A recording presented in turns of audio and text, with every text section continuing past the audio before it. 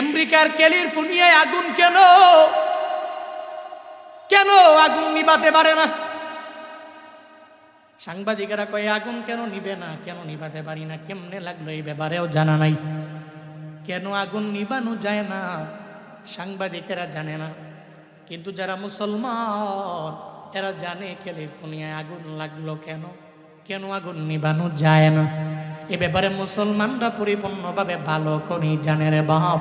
আল্লাহর প্রতি ঈমান আর ইয়াকিন যাদের পরিপূর্ণ আছে, এরা কয়েকদিন আগেও ইসরায়েলে বলল ডলার যা লাগবে দিব, গাজাটারে পরিপূর্ণ উড়াইয়া দাও, ফিলিস্তিনের উড়াইয়া দাও। এরা মনে করলো আরেকজন ব্যক্তি দিলে কষ্ট দিলে মনে হয় আমরা ধরা খাবো না। আল্লাহর মাইট তো দুনিয়ার বাইর। এখন ক্যালিফোর্নিয়ায় আগুন লাগাইলো, এমন ভাবে লাগলো যে কেউ নিভাতেও পারে না, বন্ধ করতে পারে না। কে লাগাইলো এই ব্যাপারে বিন্দু মাত্র পরিমাণ জানে না। আল্লাহ কয় ক্ষেতের চাকা আমি খেতে ভাঙ্গি, আইলে তুই না ভাঙ্গি না, ঠিক কিনা? ফিলিস্তিনি মুসলমানদের কান্নার আওয়াজ এই আগুন লাগাইল। এই মাজলুমদের আর্তনাদ, যেই মাজলুমেরা চোখের পানি ফালায় কান্না করলে বুলেট মিস হতে পারে, এই কান্না আমার রবের দরবারে যাইতে মিস হয় না। বুলেট মিস হতে পারে, কিন্তু মাজলুমদের চোখের পানি রবের দরবারে যাইতে মিস হতে পারে। এজন্য ফিলিস্তিনি মুসলমানদের আগুন লাগিয়েছে ক্যালিফোর্নিয়ায়। এটার পাওয়ার কত জানেন? মজলুমের আল্লামা শেখ সাদি রহমাতুল্লাহ আলাইহি ওনার গুলিস্তা কিতাবের মধ্যে উনি একটা ঘটনা আনলেন। এক এলাকার মধ্যে একজন জালেম ছিল, জুলুম করে, মানুষের উপরে নির্যাতন করে। 2 তলা বিশাল একটা ভবন। হঠাৎ করে তাকায়া দেখে পুরা ভবনের মধ্যে আগুন লাইগা ভবনটা পুইরা গেছে। জালেম বিল্ডিং এর পাশে দাঁড়ায়া দাঁড়ায়া, দালানের পাশে দাঁড়ায়া দাঁড়ায়া চোখের পানি ফালায়া ফালায়া কান্দে। আর কয় কিসে আগুন লাগাইলো, কেন আগুন বন্ধ করতে পারি না? পাশ দিয়ে একটা বুজুর্গ যায়, একটা পীর পাশ দিয়া দিয়া হাইটা যায়।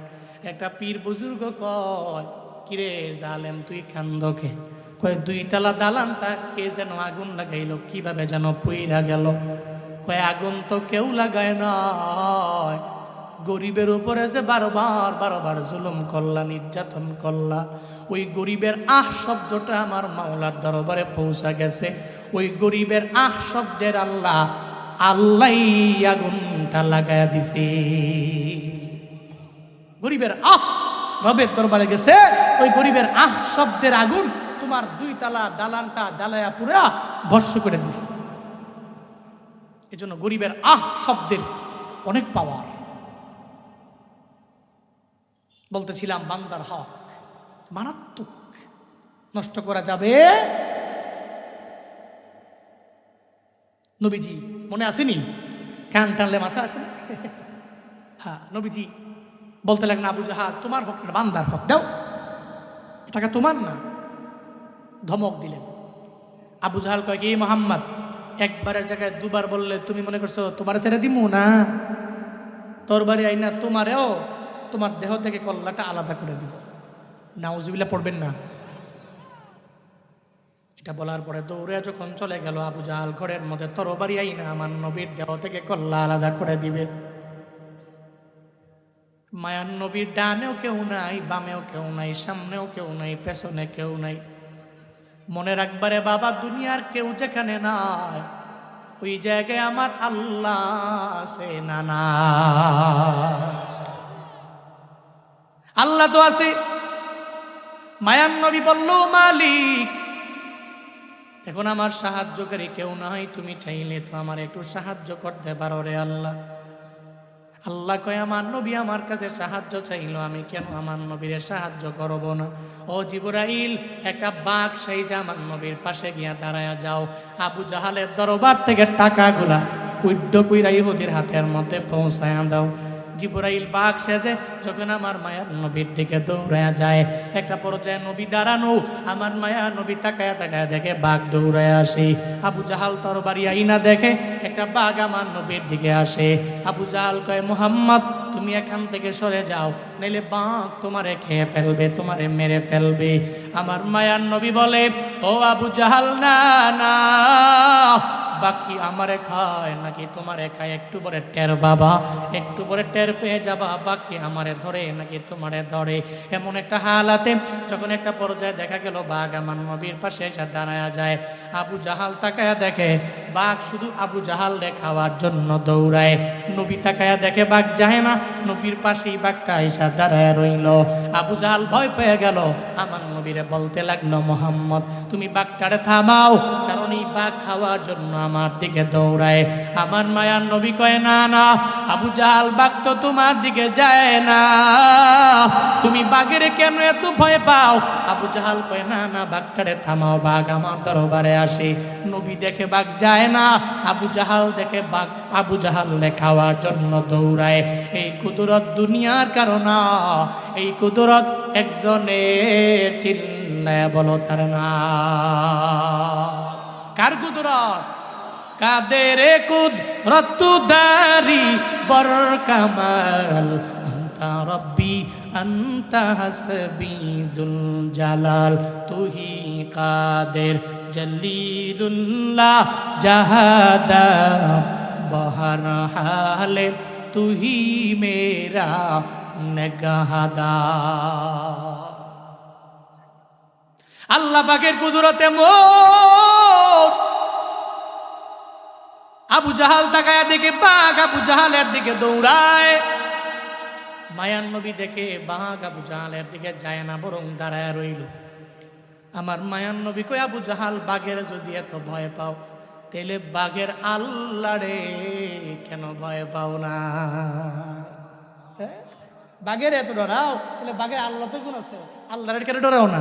যদি ডরাও এত, টাকা তো তোমার না, তোমার বাপের না, টাকা ইহুদি, দিয়ে দাও। সুবহানাল্লাহ জোরে পড়ে না? আরো জোরে পড়ে না সুবহানাল্লাহ? দিয়ে দাও। মুহাম্মদ তোমার পায়ে ধরছি, বাঘ থামাও, টাকা আনতাছি। ঠিক আছে বাঘ থামাইলাম, বাঘ তো আসলে যায় না, দাঁড়ায় রইছে। ইহুদি কাছে টাকা আইনা দিয়া কয়, ইহুদি যাও গা, হ্যাঁ মোহাম্মদ যাও তুমি। ডরে, বাঘের ডরে পৃথিবীতে মুশরিকরা মুনাফিকরা এরা তো বেশি ভয় করে, কিন্তু মুমিনরা, ওই যে আগে বলছি না, মুমিনরা কারে ভয় করে? আরো জোরে বলতে হবে, কারে ভয় করে? আল্লাহকে ভয় করে। ভয় পেয়ে গেল, টাকা দিয়ে দিল। নবী কই, ইহুদি পাইছো বুঝা? পাইছি, যাও। নবী চলে গেলেন। জিবরাইল বাঘের বেশে আসছেন, জিবরাইল চলে গেলেন। পথিমধ্যে যাওয়ার পরে ইহুদি মনে মনে চিন্তা করে, এতদিন যার দল করলাম, তার দল কইরা তো আমার লাভ নাই।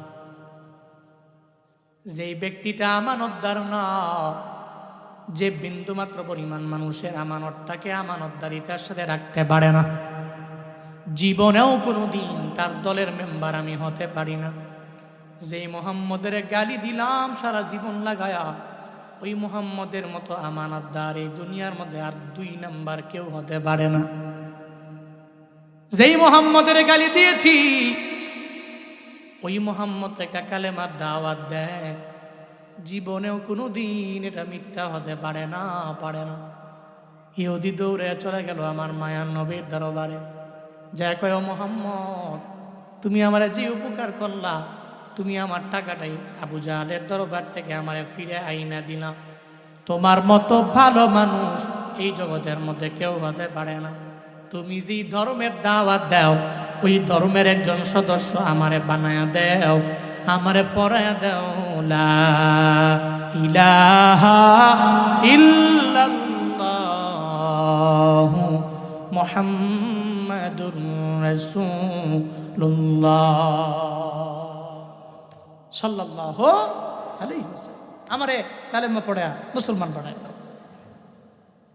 এর মানে বুঝা গেল, একমাত্র আবু জাহালের চালা মুন্ডারাই, অনুসারীরাই আমানতের খেয়ানত করতে পারে, কিন্তু মুহাম্মদ সাল্লাল্লাহু আলাইহি ওয়াসাল্লামের খাঁটি উম্মতেরা আমানতের খেয়ানত করতে পারে।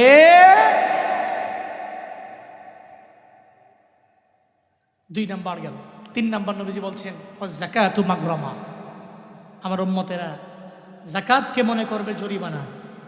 কি মনে করবে? সবাই বলতে হবে, কি মনে করবে? জরিমানা মনে করবে। যাকাত মনে করবে জরিমানা। অথচ যাকাত দিলে সম্পদ বাড়ে না কমে? বাড়ে না কমে? যাকাত দিলে সম্পদ বাড়ে, আল্লাহ বরকত দেয়। কিন্তু নবীজি বলছেন উম্মতেরা এমন একটা পর্যায়ে আসবে এদের ভিতরে, এরা যাকাতকে জরিমানা মনে করে। 1 লক্ষ টাকার যাকাত 20,000 টাকা দিয়া বাকি 80,000 টাকায় নিজের কাছে রাইখা দিবে, মনে করবে যেটা জরিমানার মতো। এরকম আছে না নাই? এমন লুঙ্গি দেয় যাকাত হিসাবে, মাশাআল্লাহ। এই লুঙ্গি নিয়ে গরিবে পড়ার পরে একবারের জায়গায় 2 বার পড়ছে আর ধুইছে, লুঙ্গি টেনা টেনা টান দিলে সিরা জায়গা। গরিবে কয় এরম লুঙ্গি না দিলেও পারতেন, এতে বালাটা আমার গরুই আছে। এরকম আছে না নাই? আছে না নাই? মনে করে যাকাত জরিমানা। আজকের মাহফিলের সম্মানিত প্রধান ওয়াইজ হযরত মাওলানা কারি আব্দুল কাইয়ুম মিয়াজি সাহেব দামাত বারাকাতুহু ভাই আসছেন। নির্দিষ্ট সময়ে আসবেন, বয়ান শুনবেন। আপনারা ধৈর্য সহকারে বসুন। মনে করবে যাকাতকে জরিমানা, অথচ মুমিন যারা এরা যাকাতকে জরিমানা মনে করতে পারে? পারে পারে পারে পারে পারে। 3 নাম্বার গেল। 4 নাম্বার নবীজি বলছেন আতো আর রজুল জাওজাতাহু ওয়া আক্কা উম্মাহু, তার বউকে প্রায়োরিটি দিবে, বউকে বেশি ফলো করবে। আক্কা উম্মাহু, তার মায়ের অবাধ্য হয়ে যাবে। এরকম সমাজে আছে না নাই? আছে না নাই? বউকে প্রায়োরিটি দেয়, মাকে প্রায়োরিটি দেয়। এটা আমার এলাকায় আছে। 25 বছর পর্যন্ত জুয়ান পোলাটা মায়ের আদর ছাড়া চলতে পারে না। হঠাৎ করে সুন্দরী একটা রমণী ঘরের মধ্যে আসার পরে মা বাবায় কষ্ট করে করে ওরে পাঠাইয়া দিল সৌদি আরবে। চলে গেল বাহিরে, লাখ লাখ টাকা কামায় মাসে মাসে। একটা বড় যায়, 1 দিন গেল, 2 দিন গেল, 3 দিন গেল, 1 মাস গেল, 2 মাস গেল। বউটা বারবার টেলিফোন দিয়া কয় তোমার মায়ের জ্বালায় বাঁচি না, তোমার বাবার জ্বালায় আমি বাঁচি না। তোমার মা আমার সকালেও ধমক দেয়, দুপুরেও ধমক দেয়, রাতের বেলা ধমক দেয়। অথচ একটা সন্তান হইয়া তার বউরে সে বলতে পারে নাই মায়ের ধমকটাই আমার জীবনের জন্য কল্যাণ বয়ে আনবে। কারণ মা যদি আমারে ধমক দেয়, ওই মায়ের ধমকের মধ্যেও বরকত আছে না না?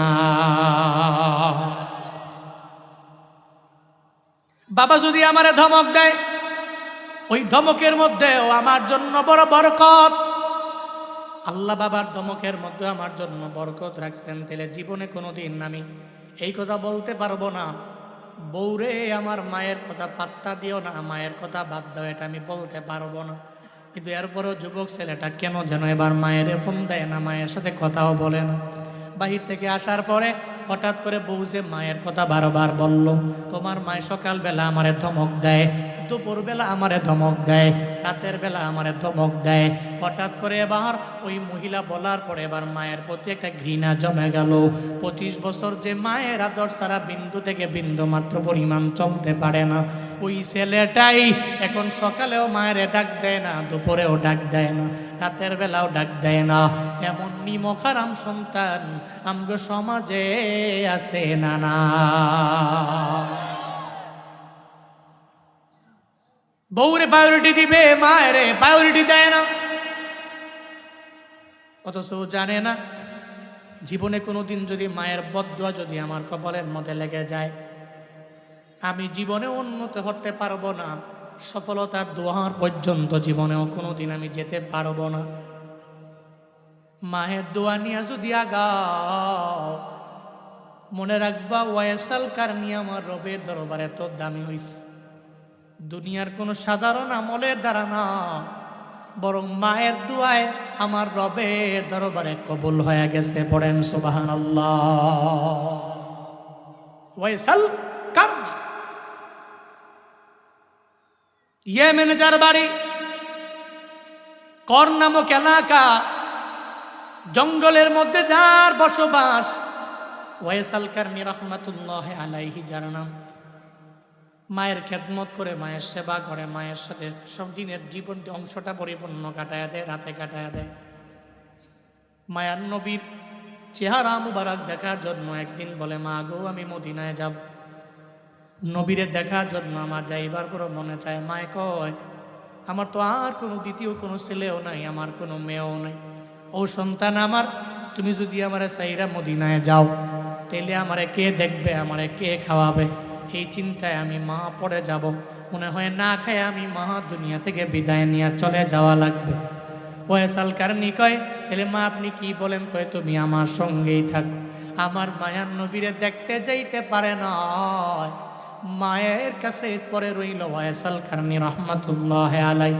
একটা পর্যায়ে মা চোখের পানি ফেলে আমার রবের দরবারে আবদার জানায়, আল্লাহ গো, ওয়াইসাল কারনীরে তুমি জামানার শ্রেষ্ঠ শুধু ওলি বানাইলে হবে না, তুমি আমার সন্তানেরে জামানার সব ওলিদের ওলি তুমি বানায়া দাও। শুধু ওলি না, সব ওলিদের ওলি তুমি তারে বানায়া দাও। মায়ের দোয়া আল্লাহর দরবারে করলো, আল্লাহর দরবারে মায়ের দোয়া কবুল হয়ে গেল। ওয়াইসাল কারনী রাহমাতুল্লাহি আলাইহি জামানার শ্রেষ্ঠ ওলি আল্লাহ তারে বানায়া দিলেন। ওদিকে মায়ার নবী মদিনায়, আল্লাহ পাক রব্বুল আলামিন আমার নবীর স্বপ্ন যুগে নবীরে দেখায়া দিলেন, নবী গো আপনার একজন আশেক আছে, ইয়ামানের কর্ণ অঞ্চলের মধ্যে বসবাস। মায়ের কথা মানতে যাইয়া মদিনায় ইয়ামান থেকে আপনাকে দেখার জন্য আসতে পারে না। আল্লাহ পাক বলছে মায়ের অবাধ্য হওয়া যাবে না, এই জন্য নবী আপনাকেও দেখতে আসতে পারে নাই। তার মা হাত তুইলে আমি রবের দরবারে দোয়া করার কারণে এত পরিমাণে আমি আল্লাহ কবুল করে নিলাম, এত পরিমাণে গ্রহণ করে নিলাম, এত পরিমাণে আমি আল্লাহ অ্যাকসেপ্ট করে নিলাম।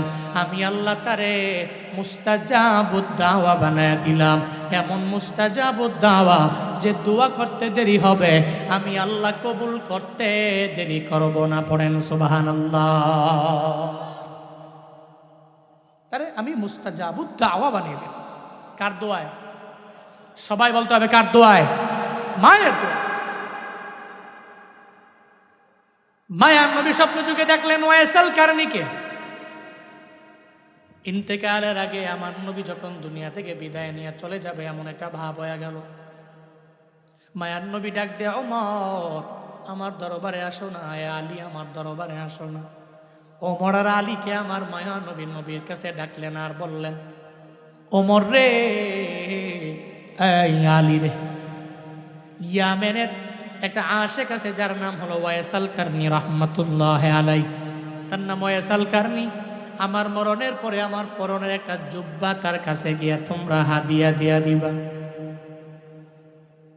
সুবহানাল্লাহ। পকেটে ধুন বাড়ি যা কই কি দিত? জুব্বা দিত। জুব্বা কার জুব্বা? হুজুরের জুব্বা না, দুনিয়ার কোন পীরের জুব্বা না, নবীর জুব্বা। সুবহানাল্লাহ পড়বেন না? যে নবীর দেহ মুবারকের এত দাম, জুব্বা মুবারকের কত দাম। কই জুব্বাটা তারে দিয়ে দিবা।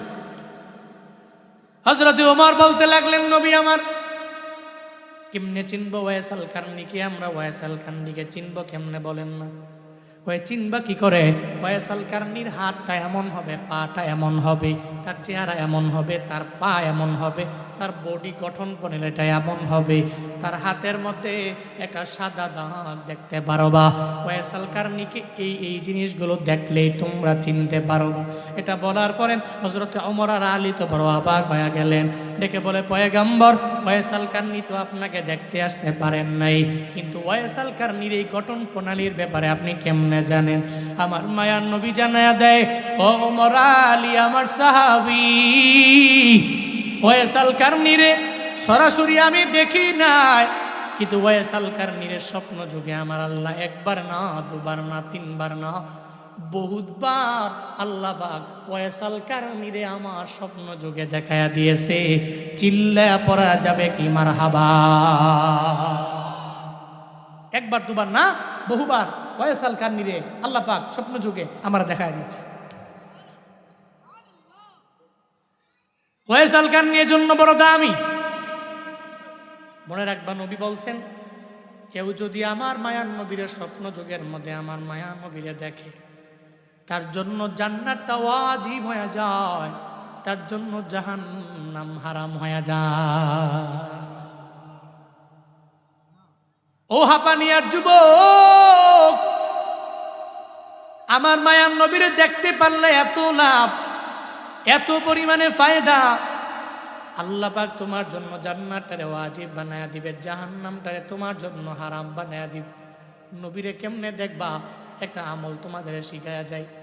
প্রতি রাতের বেলা ঘুমানোর আগে নাটক না দেখা, সিনেমা না দেখা, ছবি না দেখা, ঘুমানোর আগে যদি শতবার একটা তাসবিহ নিয়ে অথবা হাতের করা গুইনা গুইনা আমার নবীর উপরে দরুদ পড়ো, সাল্লাল্লাহু আলাইহি ওয়াসাল্লাম, সাল্লাল্লাহু আলাইহি ওয়াসাল্লাম, সাল্লাল্লাহু আলাইহি ওয়াসাল্লাম, এভাবে যদি 100 বার তুমি হাতের করা গইনা গইনা ঘুমায়া যাইতে পারো, হয়তো প্রথম দিনে মোলাকাত হবে না, হয়তো 1 মাসে মোলাকাত হবে না, হয়তো 1 বছরে মোলাকাত হবে না, হয়তো 2 বছরে মোলাকাত হবে না, তবে তোমার মরণের আগে একদিন দেখবা স্বপ্ন যুগে আমার মায়ার নবী হাজির।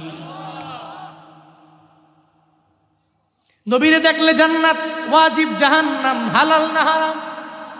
অবৈধ। জাহান্নামে ঢুকাই তো হারাম। ওয়াইসাল কারনী নবীরে দেখে নাই, নবীজি ওয়াইসাল কারনীরে দেখছে। নূরুন আলা নূর, সুবহানাল্লাহ পড়বেন না? নবী কয়, এই এই এই জিনিস দেখলে ওয়াইসে চিনবা। ওমর আর আলী নবীজির ইন্তেকালের পরে জুব্বা নিয়ে গেলেন, এলাকায় যাওয়ার পরে কয়, রে ওয়াইসাল কারনীরে চিনো? অনেকে চিনে না, এক রাখাল কয় চিনি। হ্যাঁ তো রাখাল ওই জঙ্গলে থাকে, তবে জানি মার খেদমত করে। সুবহানাল্লাহ পড়বেন না? মাকে বড্ড ভালোবাসে। রাতের বেলা সেজদায় পড়ে পড়ে চিল্লায়া চিল্লায়া হাউ মাউ করে রবের দরবারে কান্দে। তার নাম ওয়াইসাল কারনী। ওমর আর আলী কয়, হ্যাঁ মনে হয় নবীর কথার সেই ওয়াইসকে পাওয়া গেছে। দৌড়ে চলে গেলেন জঙ্গলের ভিতরে, যায় দেখে ওয়াইসাল কারনী দাঁড়ায় আছে। হ্যাঁ ওয়াইসাল কারনী। ওমর তাকে দেখে, আমার নবী যেমন বলল, তার হাতটা যেমন হবে, পাটা যেমন হবে, জবান মুখটা যেমন হবে, হাতের মধ্যে সাদা দাগ থাকবে, গঠন প্রণালী কেমন হয়ে যাবে, সব এক এক করে সুন্দর করে দেখে ফেললেন। দেখে বলে, আপনি ওয়াইসাল কারনী? কয়, আমি ওয়াইসাল কারনী। আমরা নবীর সাহাবা, আমার নাম ওমর, ওনার নাম আলী। নবী আপনার জন্য একটা জুব্বা হাদিয়া পাঠাইছি। ওয়াইসাল কারনী কয়, না রে, আমি সেই ওয়াইসাল কারনী না। কারণ আমি ওয়াইসাল কারনী যদি হই, আমি এত পরিমাণে দামি হতে পারি না। আমার নবী আমারে জুব্বা দিবে। নবী আমারে জুব্বা দিতে পারে না, এত পরিমাণে দামি আমি হতে পারি নাই, এত পরিমাণে আমলের পুঁজি আমার নাই। ওমর কয়, ওয়াইসাল কারনী নিজের বেলায়াত জারি করে দাও। যদিও মানুষ জানে না, আল্লাহ তো আমার নবীরে তোমার ব্যাপারে জানায় দিয়েছে। বলেন মারহাবা। আল্লাহ জানায় দিছে, তুমি আর নিজেরে গোপন কইরা লাভ নাই, নবী জানে। ওয়াইসাল কারনীরে বলে, এই জুব্বাটা তুমি পরে নাও, আমার নবীর জুব্বা। এই জুব্বাটা পইরা তুমি চইলা যাও। জুব্বাটা পইরা নিয়ে যখন ভিতরে চলে গেলেন, সিজদার মধ্যে পড়ে গেলেন, আমার মায়ার নবীর আল্লাহর দরবারে বারবার ওয়াইসাল কারনী আল্লাহর দরবারে বলে, আল্লাহ গো, তোমার আমার যে সম্পর্ক, এটা তুমি তোমার বন্ধুরে কেন জানাইলা? তোমার বন্ধুরে জানানোর পরে তোমার বন্ধু সাহাবায়ে কেরামের জানাইলো, এমন একটা হালাত হয়ে গেল, এখন সবাই তো আমার ব্যাপারে পরিপূর্ণ জেনে যাবে। আল্লাহ গো, কেন তুমি তোমার বন্ধুরে জানাইলা? কেন বন্ধুদের সাহাবাদেরকে তোমার বন্ধু জানাইলো? যেহেতু জানাইলো, তাইলে আমার নবী বলছে বলতেছে, ওই যে ওমর জানায়া দিছে তুমি জুব্বাটা পইরা নবীর উম্মতের জন্য দোয়া করবা। ওয়াইসাল কান্নি সিজদায় পড়ে আল্লাহর দরবারে বারবার আবদার জানাইতে লাগলো, আল্লাহ গো, তোমার নবীর তোমার বন্ধুর জুব্বাটা আমার পরনের মধ্যে আমি পড়লাম, আমার দেহের মধ্যে এখন আছে, আমি সিজদার মধ্যে পড়ে গেলাম, তোমার দরবারে আবদার জানাই, আমার মায়ার নবীর শতভাগ উম্মতের তুমি মাফ করে দাও। যারা আউলিয়া এরা সেজদার মধ্যে আমার আল্লাহর সাথেও কথা বলতে পারে কি পারে না? ইলহাম জারি হয়, আল্লাহর সাথে কথা বলতে পারে। আল্লাহকে বলতে লাগলো, নবীর শতভাগ উম্মতের মাফ করে দাও।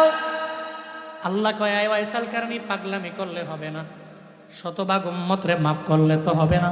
এদের মধ্যে জেনাকার আছে, এদের মধ্যে এমন আছে রে যারা মা বাবার খেদমত করে না, এদের মধ্যে এমন আছে যারা বেনামাজি, এদের মধ্যে এমন আছে যারা রোজা রাখে না, আমল করে না, এদের সবাই তো মাফ করা যাবে না। ওয়াইসাল কারণী কয় না, শতভাগ মাফ করে দেওয়া লাগবে। আল্লাহ কয়ে, যা রে, নবীর 10 ভাগ উম্মতের আমি আল্লাহ মাফ কইরা দিলাম। ওয়াইসাল কারণী আবার ডাক দেয়, ও দয়ার আল্লাহ, হবে না, আমার নবীর উম্মতের শতভাগ মাফ করা লাগবে। আল্লাহ কয়ে, যা 20 ভাগ আমি আল্লাহ মাফ করে দিলাম। এরপরেও কেউ হবে না, শতভাগ মাফ করা লাগবে। কয়ে, না রে পাগলা, যা এরপরেও বলার কারণে 30 ভাগ উম্মতের মাফ করে দিলাম, এরপরেও কেউ হবে না। কয়ে, তাইলে 40 ভাগ উম্মতের আমি আল্লাহ মাফ করে দিলাম। এমন একটা হালাতে হযরতে ওমর যখন যায় ডাক দেয়, ওয়াইসাল কারণী, আমাদের বিদায় দেও, আমরা চলে যাব আমাদের এলাকায়, মানে মদিনায় চলে যাব, ইয়ামেনে থাকতে পারবো না, বিদায় দাও। ডাক দেওয়ার পরে সিজদা থেকে লাফ দিয়ে জায়গা কয়, হায় হায়, ওমর আলী করলেন কি আমারে? আমি তো সিজদায় আল্লাহর সাথে নবীর পরনের জুব্বা পইরা কথা বলতেছিলাম, যদি ডাক না দিতেন, আমি আল্লাহর সাথে এমন সম্পর্ক লাগাইছিলাম, ডাক না দিলে 40 ভাগ কেন, শতভাগ নবীর উম্মতদেরকে মাফ চাইয়া আল্লাহর কাছ থেকে উম্মতগুলারে জান্নাতি বানায় দিত। এরা মুস্তাজাবুদ দাওয়া, আল্লাহকে ডাকতে দেরি, আল্লাহ ডাকে সাড়া দিতে দেরি করে। কেমনে সম্ভব? মায়ের দোয়ার বদৌলতে। কার দোয়ার বদৌলতে? সবাই বলতে হবে, কার দোয়ার বদৌলতে? এরা মার কাছ থেকে দোয়া নিবেন, নাহলে বদ দোয়া নিবেন। হ্যাঁ, মার কাছ থেকে দোয়া নিয়ে চলবে, দোয়া নিয়ে চলবে, জীবনটা সুন্দর হবে। বউয়ের কথা মানবেন না এটা বলি না, মানবেন, তবে বউকে বলবেন, মা যদি ধমক দেয়, যদি 2-3টা কথা বলে, মুরব্বী মানুষ বলতেই পারে, বার্ধক্যজনিত কারণে বুঝেও বুঝবে না, এমন একটা হালাত হবে, মনে করতে হবে আমার মা যেটা বলে এটাই সঠিক। কিন্তু মায়ের সাথে চোখ রাঙিয়ে জীবনে কোনোদিন কথা বলো না, তোমার যা আবদার আমি পূরণ করবো, তবে মায়ের বিরুদ্ধে যে কিছু আমাকে বলা যাবে এটা বলে দিব। কারণ বউ গেলে বউ মিলে, মা গেলে মা মিলে, কথা কয় না? এই যে মুরব্বীরা যারা আছেন, আম্মা হারাইছেন, জীবনে কোনোদিন আম্মার মিলবে? হ্যাঁ, কবরের পাশে গিয়া দাঁড়ায় দাঁড়ায় কানলেও মায়ের জীবনে কোনোদিন আসবে? আসবে। মা তো মাই, এই জন্য বলা হয় মা তো মাই। জীবনের মূল কষ্ট মায়ের, প্রসব বেদনায়,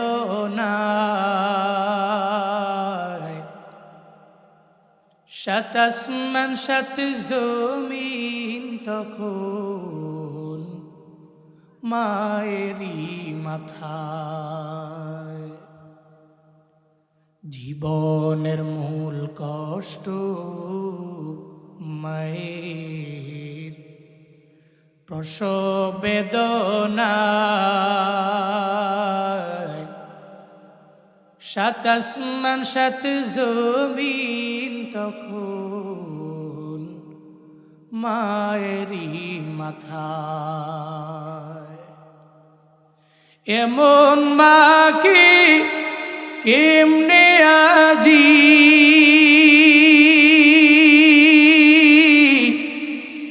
এমন মাকে কেমনে আজি যাব আমি ভুলিয়া।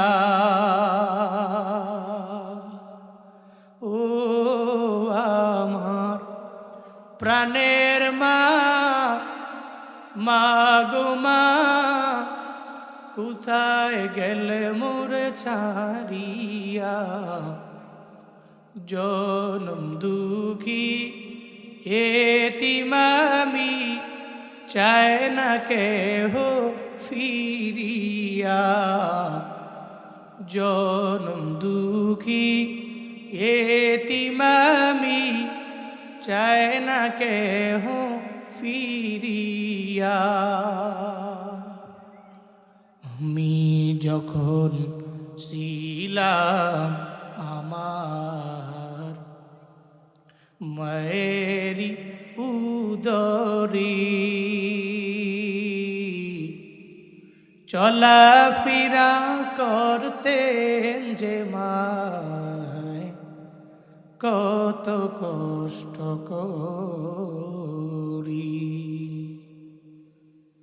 আমার সুন্দর মুখ দেখে মায়ের, আমার সুন্দর মুখ দেখে মায়ের, ব্যথা যায় দেয় হাসায়া। ও আমার প্রাণের মা, মা গো মা, কোথায় গেলে মোরে ছাড়িয়া। জনম দুঃখী এতিম আমি, চায় না কেহ ফিরিয়া। জনম দুঃখী এতিম আমি, চায় না কেহ ফিরিয়া। জনম দুঃখী এতিম আমি, চায় না কেহ ফিরিয়া।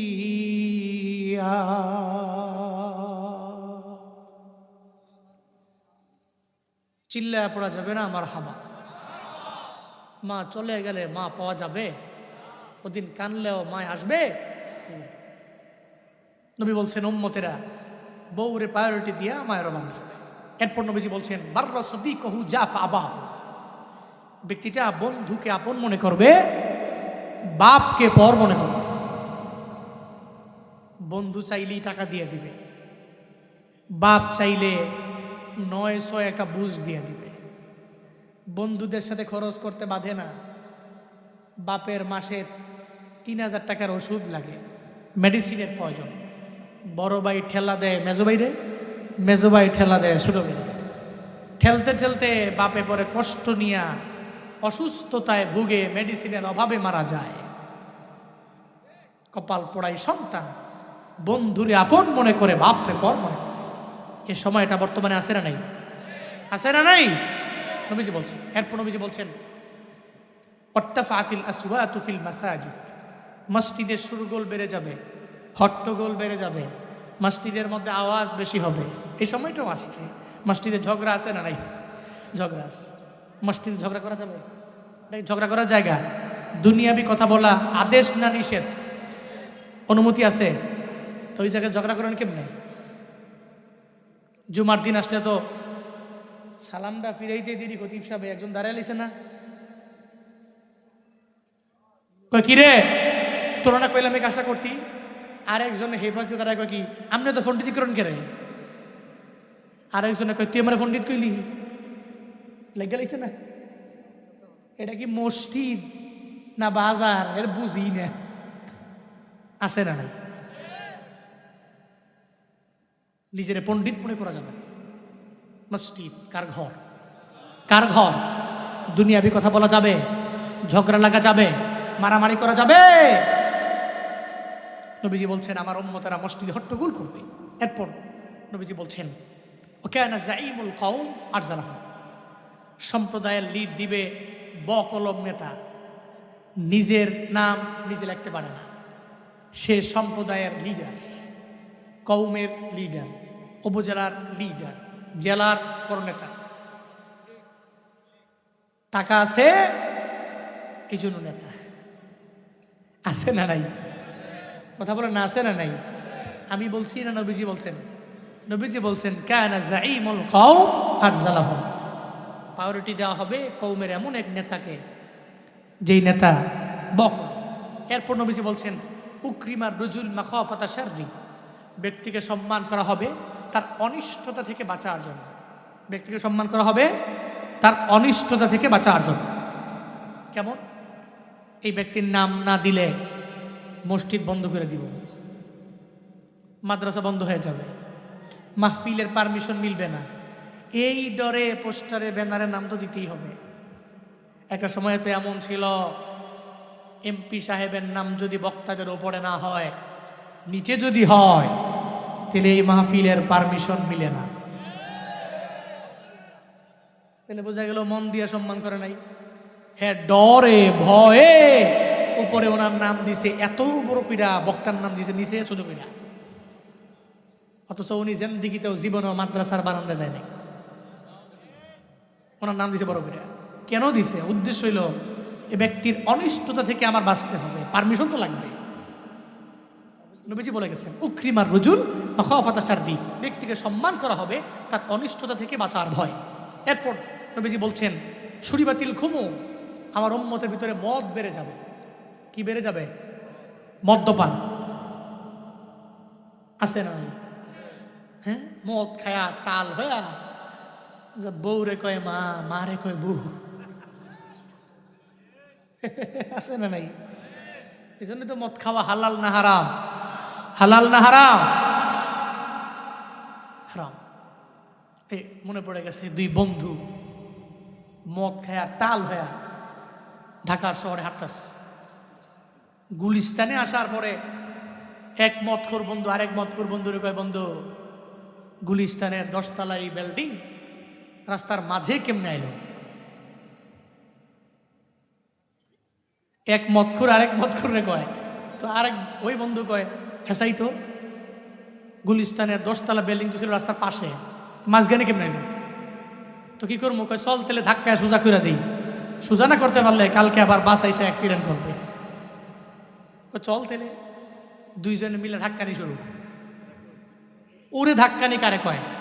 কি ভাই কাইসা পড়ছে? হ্যাঁ, আচ্ছা আমি বলবো নাকি করে দিব? আচ্ছা ভাই, ভাই আসো, ওই ভাই আসতে জরুরি। আচ্ছা ঠিক আছে, আমি ইন ফিউচারে আমি বলে যাই লাস্ট কথাগুলো, দাঁড়ান একটু। শুরিবাতিল খুমুর, মদ্যপান বেড়ে যাবে। লুবিসাল হারির, রেশমি কাপড় পরিধান করা হবে।